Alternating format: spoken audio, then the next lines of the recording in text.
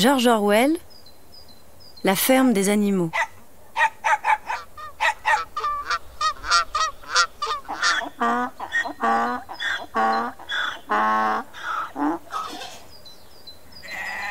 Chapitre 1.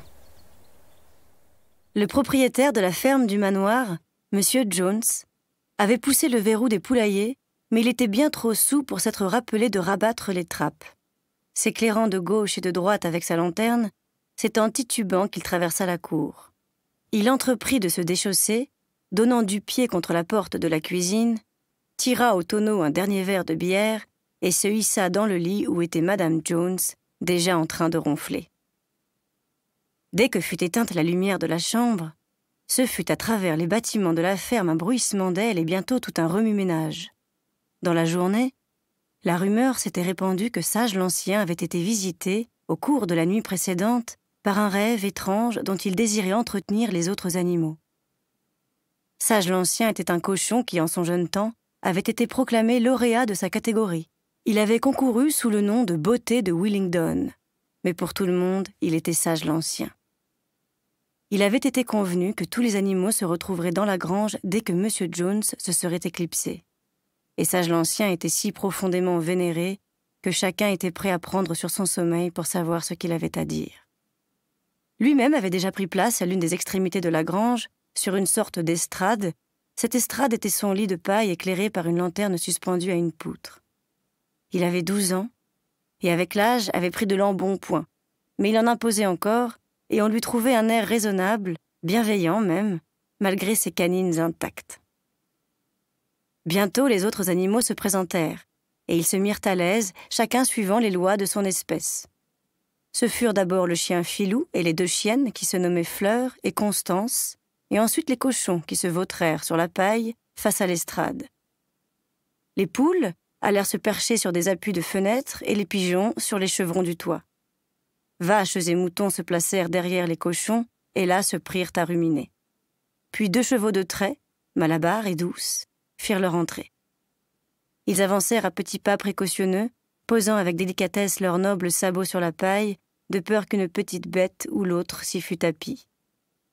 Douce était une superbe matrone, entre 2 âges qui, depuis la naissance de son 4e poulain, n'avait plus retrouvé la silhouette de son jeune temps. Quant à Malabar, une énorme bête, forte comme n'importe quelle 2 chevaux. Une longue raie blanche lui tombait jusqu'aux naseaux, ce qui lui donnait un air un peu bêta, et de fait, Malabar n'était pas génial. Néanmoins, chacun le respectait parce qu'on pouvait compter sur lui et qu'il abattait une besogne fantastique. Vinrent encore Edmé, la chèvre blanche, et Benjamin, l'âne. Benjamin était le plus vieil animal de la ferme et le plus acariâtre. Peu expansif, quand il s'exprimait, c'était en général par boutades cyniques. Il déclarait, par exemple, que Dieu lui avait bien donné une queue pour chasser les mouches, mais qu'il aurait beaucoup préféré n'avoir ni queue ni mouche. De tous les animaux de la ferme, il était le seul à ne jamais rire. Quand on lui demandait pourquoi, il disait qu'il n'y a pas de quoi rire. Pourtant, sans vouloir en convenir, il était l'ami dévoué de Malabar. Ces 2-là passaient d'habitude le dimanche ensemble, dans le petit enclos derrière le verger, et sans un mot broutaient de compagnie. À peine les 2 chevaux s'étaient-ils étendus sur la paille qu'une couvée de canetons, ayant perdu leur mère, firent irruption dans la grange, et tous, ils piaillaient de leur petite voix et s'égaillaient, çà et là, en quête du bon endroit où personne ne leur marcherait dessus. Douce leur fit un rempart de sa grande jambe, ils s'y blottirent et s'endormirent bientôt. À la dernière minute, une autre jument, répondant au nom de Lubie, la jolie follette blanche que M. Jones attelle à son cabriolet, se glissa à l'intérieur de la grange en mâchonnant un sucre. Elle se plaça sur le devant et fit des mines avec sa crinière blanche enrubannée de rouge. Enfin, ce fut la chatte. À sa façon habituelle, elle jeta sur l'assemblée un regard circulaire, guignant la bonne place chaude. Pour finir, elle se coula entre Douce et Malabar, sur quoi elle ronronna de contentement et du discours de Sage l'Ancien n'entendit pas un traître mot. Tous les animaux étaient maintenant au rendez-vous, sauf Moïse, un corbeau apprivoisé qui sommeillait sur un perchoir près de la porte de derrière, et les voyant à l'aise et bien attentifs, Sage l'Ancien se racla la gorge, puis commença en ces termes.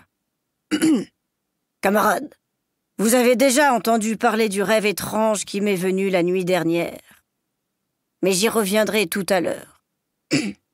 J'ai d'abord quelque chose d'autre à vous dire. Je ne compte pas, camarades, passer encore de longs mois parmi vous. Mais avant de mourir, je voudrais m'acquitter d'un devoir, car je désire vous faire profiter de la sagesse qu'il m'a été donné d'acquérir. Au cours de ma longue existence, j'ai eu, dans le calme de la porcherie, tout loisir de méditer. Je crois être en mesure de l'affirmer, j'ai, sur la nature de la vie en ce monde, autant de lumière que tout autre animal. C'est de quoi je désire vous parler. Quelle est donc, camarades, la nature de notre existence? Regardons les choses en face. Nous avons une vie de labeur, une vie de misère, une vie trop brève. Une fois au monde, il nous est tout juste donné de quoi survivre, et ceux d'entre nous qui ont la force voulue sont astreints au travail jusqu'à ce qu'ils rendent l'âme. Et dans l'instant que nous cessons d'être utiles, voici qu'on nous égorge avec une cruauté inqualifiable. Passée notre première année sur cette terre, il n'y a pas un seul animal qui entrevoie ce que signifient des mots comme loisir ou bonheur. Et quand le malheur l'accable, ou la servitude, pas un animal qui soit libre. Telle est la simple vérité. Et doit-il en être tout uniment ainsi par un décret de la nature? Notre pays est-il donc si pauvre qu'il ne puisse procurer à ceux qui l'habitent une vie digne et décente? Non, camarades, 1000 fois non. Fertile est le sol de l'Angleterre et propice son climat. Il est possible de nourrir dans l'abondance un nombre d'animaux bien plus considérable que ceux qui vivent ici. Cette ferme, à elle seule, pourrait pourvoir aux besoins d'une douzaine de chevaux, d'une vingtaine de vaches, de centaines de moutons, tous vivant dans l'aisance une vie honorable. Le hic, c'est que nous avons le plus grand mal à imaginer chose pareille. Mais puisque telle est la triste réalité, pourquoi en sommes-nous toujours à végéter dans un état pitoyable? Parce que tout le produit de notre travail, ou presque, est volé par les humains. Camarades, là se trouve la réponse à nos problèmes. Tout tient en un mot, l'homme.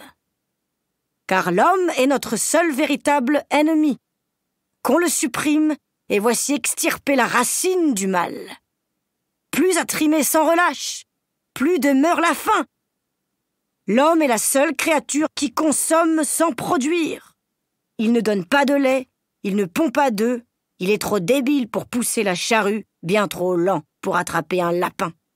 Pourtant, le voici le suzerain de tous les animaux. Il distribue les tâches entre eux, mais ne leur donne en retour que la maigre pitance qui les maintient en vie. Puis il garde pour lui le surplus. Et qui laboure le sol? Nous. Qui le féconde? Notre fumier. Et pourtant pas un parmi nous qui n'ait que sa peau pour tout bien. Vous, les vaches, là, devant moi, combien de centaines d'hectolitres de lait n'avez-vous pas produit l'année dernière? Et qu'est-il advenu de ce lait qui vous aurait permis d'élever vos petits, de leur donner force et vigueur? De chaque goutte, l'ennemi s'est délecté et rassasié. Et vous, les poules, combien d'œufs n'avez-vous pas pondu cette année-ci? Et combien de ces œufs avez-vous couvé? Tous les autres ont été vendus au marché pour enrichir Jones et ses gens. Et toi, Douce, où sont les 4 poulains que tu as portés, qui auraient été la consolation de tes vieux jours? Chacun d'eux fut vendu à l'âge d'1 an, et plus jamais tu ne les reverras. En échange de tes 4 maternités et du travail au champ, que t'a-t-on donné? De strictes rations de foin, plus un box dans l'étable. Et même nos vies misérables s'éteignent avant le terme. Quant à moi, je n'ai pas de hargne, étant de ceux qui ont eu de la chance. Me voici dans ma 13e année. J'ai eu plus de 400 enfants. Telle est la vie normale chez les cochons. Mais à la fin, aucun animal n'échappe au couteau infâme. Vous autres, jeune porcelet assis là et qui m'écoutez, dans les 12 mois chacun de vous, sur le point d'être exécuté, hurlera d'atroces souffrances. Et à cette horreur et à cette faim, nous sommes tous astreints. Vaches et cochons, moutons et poules, et personne n'est exempté. Les chevaux eux-mêmes et les chiens n'ont pas un sort plus enviable. Toi, Malabar, le jour où tes muscles fameux n'auront plus leur force ni leur emploi, Jones te vendra à l'équarrisseur, et l'équarrisseur te tranchera la gorge. Il fera bouillir tes restes à petit feu, et il en nourrira la meute de ses chiens. Quant aux chiens eux-mêmes, une fois édentés et hors d'âge, Jones leur passe une grosse pierre au cou et les noie dans l'étang le plus proche. Camarades, est-ce que ce n'est pas clair comme de l'eau de roche? Tous les maux de notre vie sont dus à l'homme, notre tyran. Débarrassons-nous de l'homme, et nôtre sera le produit de notre travail. C'est presque du jour au lendemain que nous pourrions devenir libres et riches. À cette fin, que faut-il? Eh bien, travailler, de jour et de nuit, corps et âme, à renverser la race des hommes. C'est là mon message, camarades. Soulevons-nous! Quand aura lieu le soulèvement? Cela je l'ignore. Dans une semaine, peut-être, ou dans un siècle. Mais, aussi vrai que sous moi je sens de la paille, tôt ou tard justice sera faite. Ne perdez pas de vue l'objectif, camarades, dans le temps compté qui vous reste à vivre.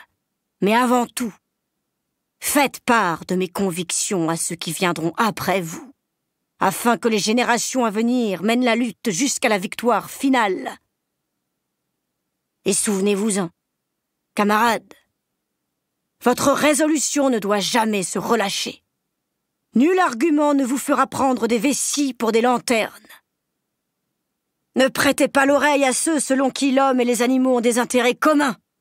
À croire vraiment que de la prospérité de l'un dépend celle des autres? Ce ne sont que des mensonges.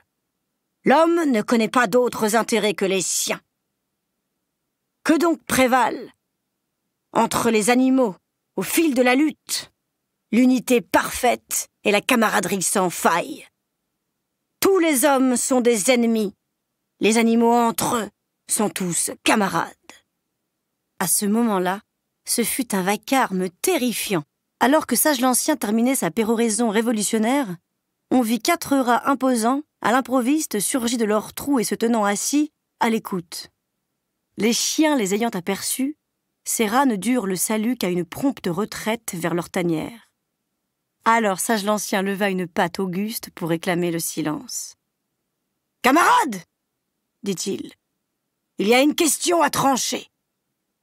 Devons-nous garder les créatures sauvages, telles que rats et lièvres, comme des alliés ou comme des ennemis? Je vous propose d'en décider. Que les présents se prononcent sur la motion suivante. Les rats sont-ils nos camarades? Derechef on vota, et à une écrasante majorité, il fut décidé que les rats seraient regardés en camarades. 4 voix seulement furent d'un avis contraire. Les 3 chiens et la chatte. On le découvrit plus tard, celle-ci avait voté pour et contre. Sage l'Ancien reprit. J'ai peu à ajouter. Je m'en tiendrai à redire que vous avez à montrer en toutes circonstances votre hostilité envers l'homme et ses façons de faire. L'ennemi est tout 2 pattes, l'ami tout 4 pattes ou tout volatile. Ne perdez pas de vue non plus que la lutte elle-même ne doit pas nous changer à la ressemblance de l'ennemi.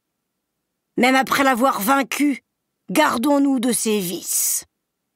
Jamais animal n'habitera une maison, ne dormira dans un lit, ne portera de vêtements, ne touchera à l'alcool ou au tabac, ni à l'argent, ni ne fera négoce. Toutes les mœurs de l'homme sont de mauvaises mœurs. Mais surtout, jamais un animal n'en tyrannisera un autre. Quand tous sont frères, peu importe le fort ou le faible, l'esprit profond ou simplet, Nul animal jamais ne tuera un autre animal. Tous les animaux sont égaux. Maintenant, camarades, je vais vous dire mon rêve de la nuit dernière. Je ne m'attarderai pas à le décrire vraiment. La terre m'est apparue telle qu'une fois délivrée de l'homme, et cela m'a fait me ressouvenir d'une chose enfouie au fin fond de la mémoire. Il y a belle lurette, j'étais encore cochon de lait. Ma mère et les autres truies chantaient souvent une chanson dont elles ne savaient que l'air et les 3 premiers mots. Or, dans mon rêve de la nuit dernière, cette chanson m'est revenue avec toutes les paroles. Des paroles, j'en suis sûre, que jadis ont dû chanter les animaux avant qu'elles se perdent dans la nuit des temps. Mais maintenant, camarades, je vais la chanter pour vous. Je suis d'un âge avancé, certes, et ma voix est rauque. Mais quand vous aurez saisi l'air, vous vous y retrouverez mieux que moi. Le titre, c'est « Bête d'Angleterre ». Sage l'Ancien se racla la gorge et se mit à chanter. Sa voix était rauque, ainsi qu'il l'avait dit, mais il se tira bien d'affaire. L'air tenait d'amour toujours et de la cucaracha, et on en peut dire qu'il était plein de feu et d'entrain. Voici les paroles de la chanson. Bêtes d'Angleterre et d'Irlande, animaux de tous les pays, prêtez l'oreille à l'espérance, un âge d'or vous est promis.